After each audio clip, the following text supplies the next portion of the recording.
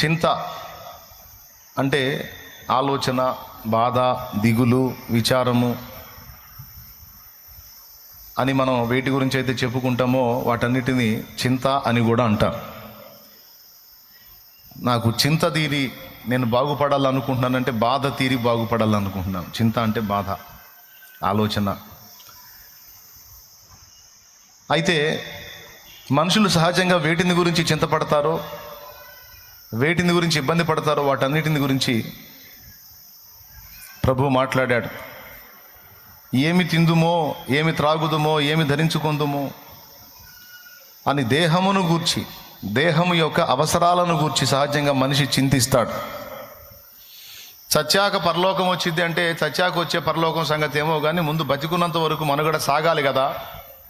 ఈ బతికున్నంత వరకు మనుగడ సాగాలంటే మరి ఏ రోజుకు ఆ రోజు దొరలాలంటే మరి అన్నీ సమకూడాలి కదా అని భూమి మీద బ్రతకడానికి అవసరమైన వనరుల కోసం, వసతుల కోసం ప్రతిరోజు మనిషి దిగులు పడతాడు, ఆలోచిస్తాడు. తన వరకు అన్నీ ఉంటే తన పిల్లల గురించి కూడా చింతపడతా ఉంటాడు.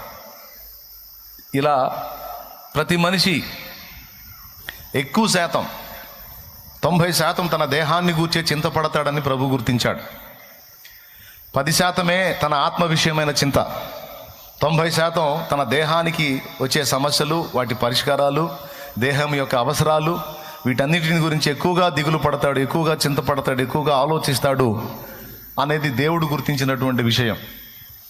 గుర్తించి ఆయన స్పష్టంగా ఈ మత్తయి సువార్త 6వ అధ్యాయంలో అనేక సంగతులు మాట్లాడుతూ ఈ విషయాన్ని కూడా ప్రస్తావించాడు. ఇక్కడ మన అవసరాలు ఏంటో కూడా నేను ఎరుగున్నాను అన్నట్టు దేవుడు మాట్లాడాడు.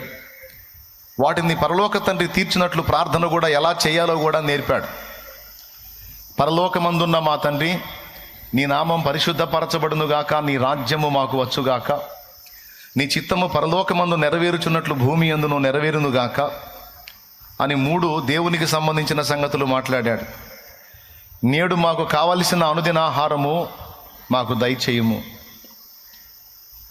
అని మన పర్సనల్ ఆహారం గురించి. ఆహారం ఒక్కటే మన అవసరమా? మనకు వస్త్రాలు వద్దా? మనకి ఇంకా వేరే అవసరాలు ఏం లేవా? మనకి పేస్ట్ వద్దా, బ్రష్ వద్దా, షాంపూ వద్దా, ఏమండి కొబ్బరి నూనె వద్దా తలకు రాసుకోవడానికి, కరెంటు బిల్లు వద్దా? ఎన్ని అవసరాలు ఉన్నాయి? ఆ లిస్ట్ అంతా చెప్పకుండా నేడు మాకు కావలసిన అనుదిన ఆహారము నేడు మాకు దయచేయము. 4వది. 5వది, మా పట్ల అపరాధం చేసిన వారిని, మా రుణస్థులను మేము క్షమించున్న రీతి నీవు మా రుణములను క్షమించు. మమ్మల్ని శోధనలోనికి తేక దుష్టి నుండి, కీడు నుండి తప్పించు. ఎందుచేతనగా రాజ్యము, బలము, మహిమ, శక్తి సర్వం నిరంతరము నీవై ఉన్నవి తండ్రి. ఆమెన్. ప్రభు నేర్పినటువంటి ప్రార్థనలో చాలా విలువైనటువంటి విషయాలు ఉన్నాయి. కేవలం అన్ని ఆత్మ సంబంధమైనవే కాకుండా మన దేహానికి కావలసిన విషయాలను కూడా ప్రభు అడగమన్నాడు. అంటే మన దేహాన్ని గురించి కూడా, దేహం యొక్క అవసరాలను గురించి కూడా ప్రభు పట్టించుకుంటున్నాడు. కేవలం నేను ఆత్మకు మాత్రమే దేవుణ్ణి, ఆత్మ సంబంధమైన విషయాల్లోనే నేను పరిష్కారం ఇస్తాను, దేహ సంబంధమైన విషయాల్లో నేను పరిష్కారం ఇవ్వను అని ప్రభు మాట్లాడలా. ఆత్మ సంబంధమైన విషయాలతో పాటు శరీర సంబంధమైన సంగతులను గురించి కూడా నేను సమాధానం ఇస్తానని దేవుడు మాట్లాడాడు. మీరు అడగండి అని కూడా చెప్పాడు. నేడు మాకు కావాల్సిన అనుదిన ఆహారము నేడు మాకు దయచేయము అని ఓన్లీ ఆహారాన్ని గురించి ఎందుకు మాట్లాడా వేసాయి? నాకు డౌట్ వచ్చింది ఒకసారి. వస్త్రాలు కావాలి కదా, మరి ప్రతిరోజు జరగవలసిన కార్యక్రమాలు ఉన్నాయి కదా. ఈరోజు ఫ్యాన్ తిరగకపోతే మేము ఇంట్లో ఉండలేం కదా. కరెంటు కావాలి, లైట్ కావాలి, ఏమండి పేస్ట్ కావాలి, బ్రష్ కావాలి, షాంపూ కావాలి, తలకు పోసుకోవడానికి, తలకు రాసుకోవడానికి నూనె కావాలి, పిల్లల స్కూల్ ఫీజు కావాలి. ఇట్లా ఎన్ని సంగతులు ఉన్నాయి. ఇవన్నీ వదిలేసి మా ఆహారం మాకు దయచేయి ఈ రోజుకి, అది కూడా ఒక నెలకు అడగమన్నావా, ఒక సంవత్సరానికి అడగమన్నావా? నేడు మాకు కావలసిన ఆహారం ఈరోజు మాకు ఇవ్వు. మళ్ళీ రేపటికి మళ్ళీ రేపు నేను అడుక్కుంటావు నువ్వు.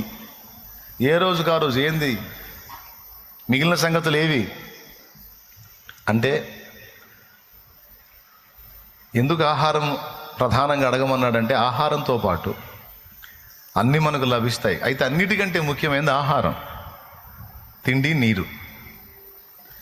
ఎందుకంటే షాంపూ పెట్టి తలకు పోసుకోపోయినా ఇబ్బంది ఏం లేదు, కొబ్బరి నూనె తలకు రాసుకోపోయినా ఇబ్బంది ఏం లేదు. కానీ కడుపుకు అంత ఆహారం లేకపోతే మాత్రం అయిపోయినట్టు మన పని.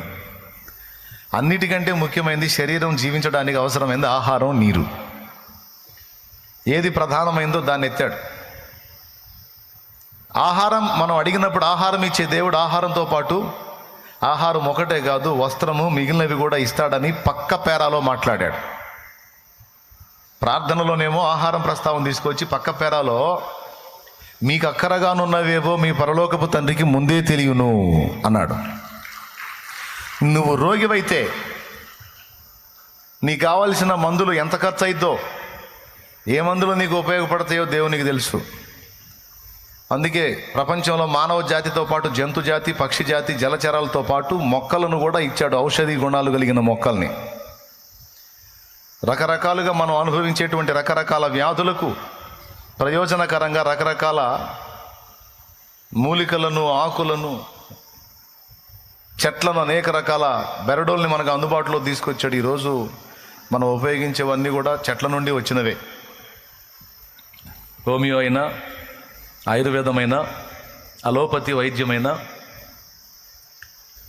ఏదైనా సరే ఎక్కువ శాతం చెట్ల నుండి వచ్చినటువంటి వాటి నుంచే మందు తయారవుతుంది. కాబట్టి కొంతమందికి సరే నా రోగానికి మందులు ఉన్నాయి, కొనుక్కోవడానికి డబ్బులు లేవు అంటారు. స్తోత్రం చెప్పండి, గట్టిగా చెప్పాలి, ఇంకోసారి చెప్పాలి. దేవుడు అంటాడు, మందుని ఇచ్చిన నేను కొనుక్కోవడానికి డబ్బులు కూడా ఏర్పాటు చేస్తాను. మీకు అక్కరగానున్నవేవో మీ పరలోకపు తండ్రికి ముందే తెలియను అనే మాట మీరు రౌండ్ కొట్టాలి. కాబట్టి మీరు ఇలాగూ ప్రార్థన చేయండి అని మెయిన్ పాయింట్స్ని ఒక 7 పాయింట్స్ని మెన్షన్ చేశాడు. పక్క పేరాల్లో చెప్పాడు. వస్త్రాలను గూర్చి ఏమి తిందుమా, ఏమి త్రాగుదుమా, ఏమి ధరించుకుందుమా అని, తిండిని గురించి, నీటిని గురించి, వస్త్రాలను గురించి మీరు విచారించొద్దు. ఇవన్నీ మీకు కావాలి. ముఖ్యంగా నన్ను ఎరిగిన స్థితిలో ఉన్న మీరు పొరపాటును కూడా వీటి గురించి కలత చెందాల్సిన అవసరం లేదు, నేను చూసుకుంటాను. వాటి గురించి ఎవరైనా బాధ పెడితే వాళ్ళందరినీ అన్యజనులు అన్నాడు. అన్యజనులు వీటన్నిటి గురించి విచారిస్తారు, అవిశ్వాసులు వాటి గురించి విచారిస్తారు. నువ్వు నా యందు విశ్వాసం ఉంచావు, నువ్వు నా బిడ్డవి, మరి ముఖ్యంగా నీ విషయంలో నేను పట్టించుకుంటాను, కాబట్టి నువ్వు దాని గురించి చింతపడొద్దు అని మాట్లాడాడు.